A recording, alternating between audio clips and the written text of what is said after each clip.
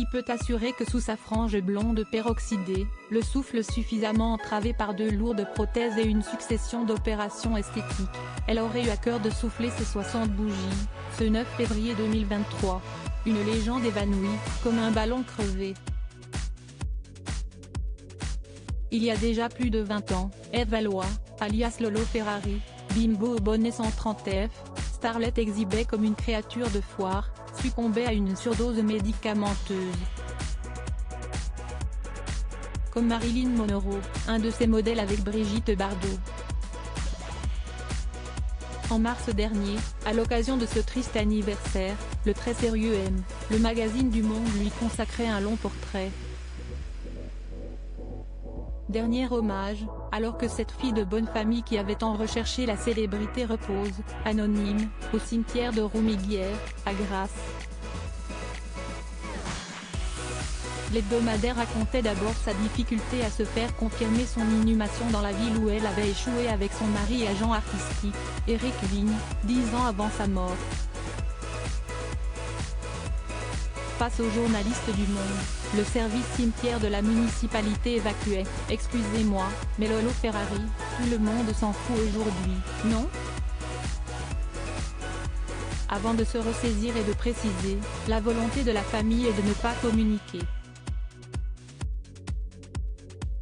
Dernier conseil, si vous pouviez éviter d'écrire dans votre article qu'elle est enterrée ici, pour l'image de la ville.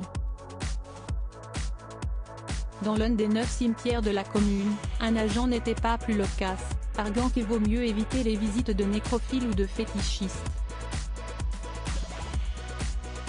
Droit d'auteur Bestimagé Lolo Ferrari au temps de la vie en rose bonbon, à Saint-Tropez, en 1996.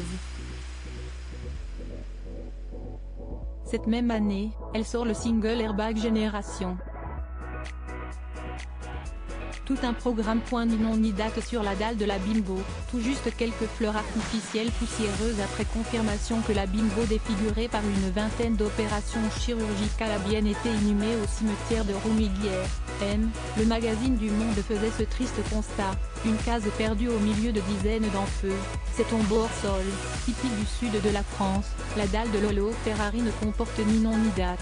De fausses orchidées et des roses en plastique ont été posées il y a bien longtemps, à en juger par la poussière qui les recouvre. L'hebdomadaire apportait un autre détail non sans importance, ces 2 implants mammaires de 3 kg chacun ne reposent pas dans son cercueil. Et pour cause, Lolo Ferrari n'a pas été incinérée, malgré son souhait. Ou du moins ce qui fut présenté comme l'une de ses dernières volontés par son mari.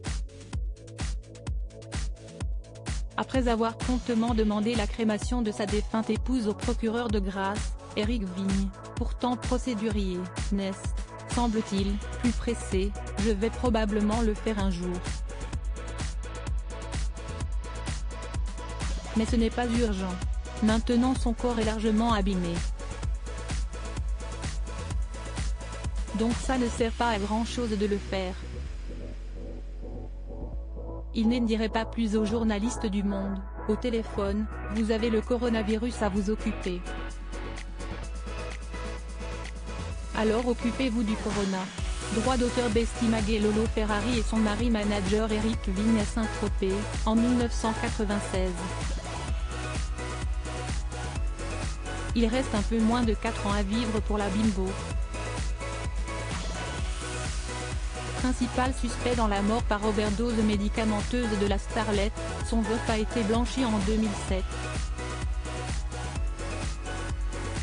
Une crémation suspendue par la justice de fait, si Lolo Ferrari n'a pas été incinéré, c'est que la justice s'est d'abord longtemps opposée à la crémation de l'ancienne starlette.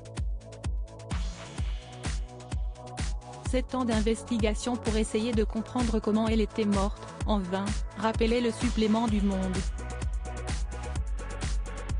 Suicide, meurtre, Éric Vigne a longtemps fait figure de principal suspect, mais il a été blanchi par un non-lieu général, en 2007.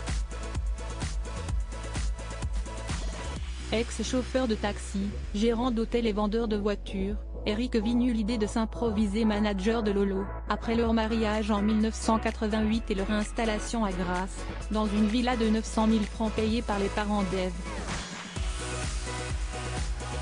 Elle devint vite sa seule source de revenus.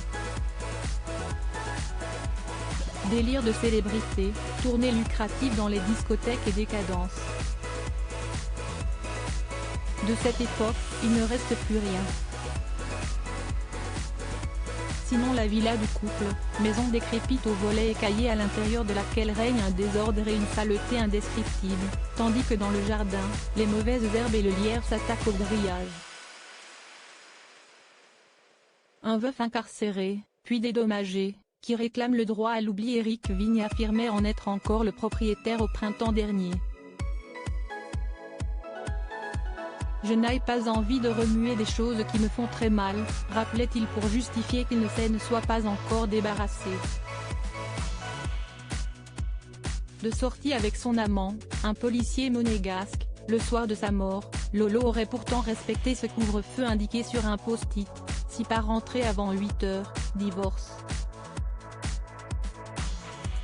Eric Vigne a toujours affirmé qu'il lui avait donné ses habituels médicaments, un mélange d'antidépresseurs, d'antipsychotiques et d'anxiolytiques, selon les précisions de M, le magazine du Monde, pour l'aider à dormir. Yvette Valois, la mère de Lolo, a témoigné devant la justice: lorsque ma fille a épousé Eric Vigne, elle est tombée dans une véritable secte. Des lettres de détresse corroborent ces dires.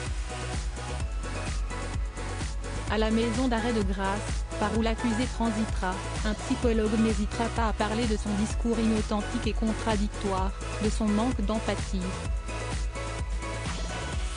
Au curieux, le veuf, dédommagé de 30 820 €, quand il en demandait 230 000, par la justice, oppose désormais: écoutez, allez voir Lolo quand vous serez décédé comme elle.